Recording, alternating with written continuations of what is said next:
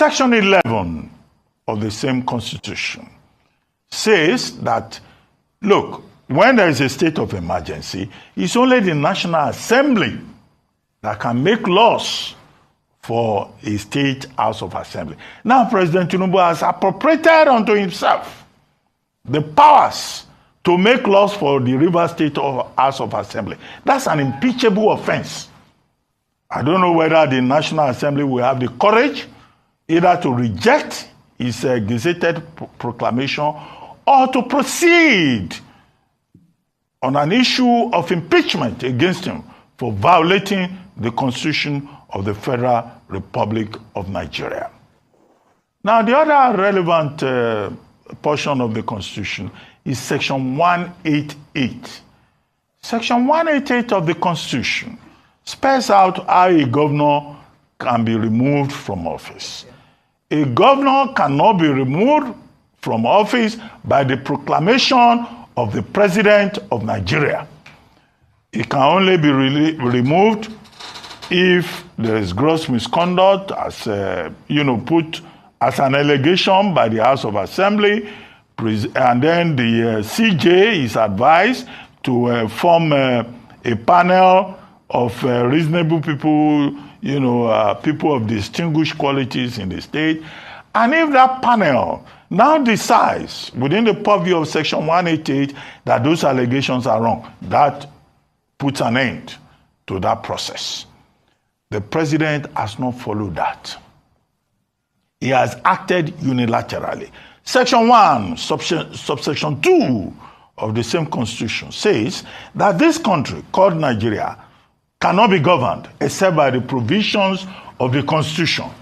There is no provision in the 1999 constitution that says that the president of Nigeria can unilaterally remove a governor, remove the deputy governor, remove the legislature of a state in Nigeria. So that proves that this is a violation of the Constitution. I go to the third leg of my analysis, which is to say that who advised the president? The people who advised the president must be called to order. Lateef Fagbemi, SAN, is a very distinguished lawyer. I don't understand how Lateef Fagbemi, SAN, arrived at this advice. And I also say that retired Vice Admiral Ibokete Ibas, if he's a patriot and a citizen, he must reject this appointment, making him sole administrator of Rivers State, because it is a wrong appointment and his own integrity has been called to order. Whatever may be the motivations, he must act as a citizen and issue a statement forthwith to say that he will not be party to the violation of the Constitution. Now, what argument are they putting up? It has been said that, Obasanjo did this when he was president. After all, he removed Dari in Plateau, he removed Fayose in the kitchen. Look, at that time, Akinolu Jimi, SAN, who was Attorney General, was relying, I think, on the 1960 Constitution. The explanation that he offered that the 1960 Constitution and the emergency, the Declaration of State Emergency Act of 1961 allowed the federal government to remove a governor or remove a legislature. Now, it was wrong. Because at the time he was making that statement, with due respect, the operative law in Nigeria was, either it was the 1999 Constitution. So Akinolu Jimi saying it was 1960 Constitution, 1961 Declaration of Emergency Act, was just using political expediency to justify the illegality that President Obasanjo engaged in.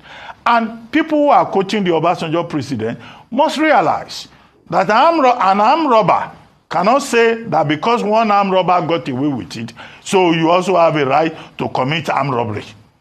That is wrong.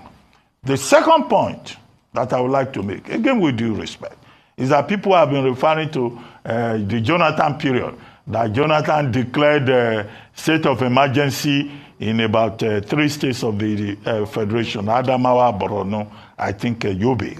Now, that argument has been settled by Mohammed Bello Adoke, who was Attorney General of that time, in his book, The Burden of Service. I don't remember the specific pages. But as a reviewer of that book, I reviewed that book on the back page of this. I recall that Mohammed Adoke argued that there's nowhere in the Constitution that the president is empowered, that's 1999 Constitution, that the president is empowered to remove a sitting governor or remove a sitting House of Assembly. And that was why under President Jonathan, no governor was removed, no deputy governor was removed, no state House of Assembly was sacked, no local government chairman was even removed in those 3 states. So the people who are just making argument about president, they are speaking out of ignorance. And I recommend Adoke's book for them to find that explanation. The Senate must stop this nonsense. Wike must stop the nonsense in River State. No more the governor. Supreme Court, you have lost your honor before the citizens of Nigeria if you don't know. One person manipulating all of you. Look at the way you are behaving. Well, Nigerians, I am coming to you with a very, very heavy heart. And I think we all need to rise up as a people. Our behavior as a people is not right. I come as a pastor, I come as a priest, I come as an intercessor, and I'm grieved. This thing that is going on in River State must stop. Wike, you must stop this thing in River State. You must stop it. You are no more the governor. I don't care whatever the story is about the governor. He is the governor, whether he betrayed you or not. You must stop this evil. You must stop this nonsense. We cannot continue to be having people messing up our nation. Supreme Court, some of the Supreme Court judges are sat on that panel. You can see what you're causing. The Supreme Court, you have lost your honor before the citizens of Nigeria if you don't know. It's time for you, the judiciary, to begin to restore your credibility. People cannot be walking their way, one person manipulating all of you. Look at the way you are behaving. Where is the hope of the average citizen? Nigerians, please, we need to begin to speak to these people. It's painful to see the way things are going down in the country. Right before our eyes, we're losing the system. Democracy is being attacked. Haba, let's rise up together and stop this wickedness. The other thing is about Jackson, the young man that was defending himself. I have encouraged Nigerians, especially in the north, to defend themselves against the terrorists that come in the form of headers. The young man ended up defending himself, and the Supreme Court passed a judgment to say that he will die by hanging. Then where are we heading to? Where are we heading to? I plead with the governor of Adamawa State, please grant this person pardon, because this is self-defense.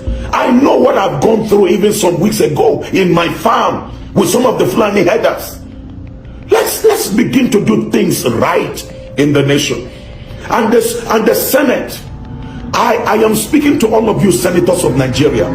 It's time you redeem your image. The nonsense going on in the Senate does not speak well. It's a shameful thing that the senators of Nigeria could not stand to defend what is right. Look at the way Apabio is messing up your entire integrity. Nigeria, I plead with you, let's stand together to recover our nation. Things are going apart, and it is the people that have more power than these ones that are in the political position. Wike, stop that nonsense. Supreme Court, you better behave yourself and redeem this country of the destruction that is going on because of your conflicting judgment, some assaulting on yourselves. And I want to say that senators of Nigeria, remember, power is transient, but God is the only one that has eternal power. God is the only one that has all the power. You that are in power today is temporal. Mr. President, life is not forever. It's temporal. And don't ever think your circumstance deceiving you, things are going well. Things are not going well. The ordinary people are suffering it. And I think it's time that we allow people to voice out their pain. Young people are killing themselves. Look at what happened in Borno. A young girl of 16 committed suicide. Look at the one that happened in Kano. Young people are killing themselves because of depression. And you are trying to threaten them. There is a young girl that I saw her cry. I had to, tears filled my eyes. And these young children that needs direction, you come and be intimidating them. Nigerians, I think we must come out of our cowardice and face the reality. We are not asking for anybody to go and fight government, but we are demanding that you must demand accountability from the government. You must demand accountability. People are going through a lot. We must stop this nonsense. The Senate must stop this nonsense. Wike must stop the nonsense in Rivers State. We must stop the nonsense in the inflations. We have to do it. I know we shall all see the new Nigeria, but the wicked will not see the new Nigeria. My prayer is we will all see the new Nigeria, but the wicked will not survive the wind of God. Thank you, Nigeria. Share it to every Nigerian to wake up and mobilize yourselves. Make una see me see problem. Shebona they say Tinubu don't suspend Rivers State governor, carry military regime, give them. Now military regime now they rule Rivers, a whole Port Harcourt, Garden City. Now military regime they rule them. See this video what they do. I no go too short because body they pepper me. See a whole Rivers State, Port Harcourt, they come out to the governor, sitting governor, you understand? That governor say we carry eye like Obojo. I be like who the people mad woman yeah, she they come out from it. Carry military regime put it. I don't tell them say Port Harcourt people. Only math we get math. If you see them where they do rugged you. And boy we only cut them to the thief people phone. Thief people wallet, you understand? Now waiting for Port Harcourt youth. Now waiting there, Sabi when they return for them to take action. They no go fit take tomorrow when I go see gather for politicians, they sing song for them. The only thing Rivers State youth Sabi now to they sing song for politicians. Tomorrow now we can go come out, go see that they sing. We can they come oh, we can they come oh, we can they come oh. We no go agree, we no go agree. Fubara go come out again and go sing. Fubara man of the people. Now you we want to own be mumu. On a release 200 album on a life never see better. Goat, mumu. Seriously, see this video now. It's an advice to Governor Fubara and Rivers State people. Governor Fubara, if I be, you don't need to be governor again. You don't thief enough money. When you and Wike be friend, that's why they work for Wike. When Wike be Rivers State governor, on a thief enough money. In from that money, sponsor you become governor. As you become governor, I believe they go don't thief some. Just go relax your life, go sleep. You don't need all this stress. Make them chop the state, make them can do anything where they want. Port Harcourt, if you like, make on a no wrong come out. Find on a way go abroad. Stay there. Port Harcourt now the only city where we say get plenty oil companies, but the youth no get work. Shell, Chevron, all of them they Port Harcourt youth now they lack job pass, they no get job at all. Port Harcourt musicians, those one they need the fishing. All this is where they happen that you no go see any Port Harcourt musician carry and sing music. The next thing where they go do now, they go meet all these politicians, collect money, begin call their name for music. The boss go when they mighty, when they weekend mama no, when they Amechi Oloshi, when they Fubara Olo Bruku. Now so then they do. But seriously, this is a very big shame to Port Harcourt, big shame to Rivers State, understand? See this Tinubu said, Tinubu you be Ojoro as a carry eye like who them pour 2 plates of pepper soup. See your big eye. You and Fubara even get the same eye, you understand? Still, see what they do now, Ojoro. Now Fubara and Wike they fight. Now then they scatter Rivers State. You suspend Fubara, but you don't suspend Wike. You allow Wike to the work, but you suspend Fubara. That is to show say you did partial already. On they suspend them because on one collect Rivers State for 2027. It is that we don't know on a plan. Armed robbers, thieves, wicked people. Rivers State people. The only thing when I say Rivers State you to go see all this thing now. Una no go stand up talk. Tomorrow now una go see una fellow youth. Go to tell her, hey, rugged you, who goes there? Come on. If you move, I match you. You come on, whether you. Mother rejected, father rejected, Obanje accepted. Now the only thing una sabi, I dedicate this song to River State people so that una go get sense. In Jesus' name I pray. Amen. Talo dabure, talo dabu dabu, talo dabure o. Emi oloshi alagbara láyé. Talo dabure, Olúwa. Talo dabure, talo dabu dabu, talo dabure o. Emi oloshi alagbara láyé. Talo dabure. Oluwa. Chai! Military regime don't take over River State. To fear kwa. I don't think the Nigerian government are terrible. I think they are horrible, wicked, and heartless. The thing that some Nigerians are attacking Raya, apologies if I'm not pronouncing your name correctly, the copper who came out to cry out of frustration. Ignorance is indeed a disease. Because I can't seem to understand why some people have come to accept that struggling to feed is a normal part of life. I personally jackpot from Nigeria in 2020, and the difference between the standard of living in Nigeria versus where I am cannot even be compared, despite this is a country that doesn't have half the resources that we have in Nigeria. Amongst the numerous things we can talk about, let's talk about minimum wage. The minimum wage here is 13 euros 50 cents. And if you work 8 hours per day for 5 days, you'll be earning around 1,700 euros per month after tax. On such minimum wage, if you have kids, you get some extra benefits from the government, like childcare allowances per child. And you could even apply for some housing benefits that would relieve you of part of your rent. Now, I'm not saying life here is perfect, but the government policies actually put into consideration the actual cost of living. So for anyone who is not lazy and is willing to work, you would at least be able to afford the minimum. At least feeding and a shelter over your head is assured from the minimum wage. Now, let's talk about the actual cost of foodstuff compared to the income. How much is full chicken? 4 euros. With another 4 euros, you get enough tomatoes to make a pot of stew. Milk goes for 1 euro 25 cents. Bread, 2 euros. Cooking oil, uncle, 4 euro 50 cents. Which means with 15 to 20 euros, you can eat comfortably for 2 days, which is 2 hours of work on minimum wage, meaning you have the rest to save for your rent or other grocery shopping. Now, compare that to Nigeria's proposed minimum wage of 70,000 naira. How much is rice?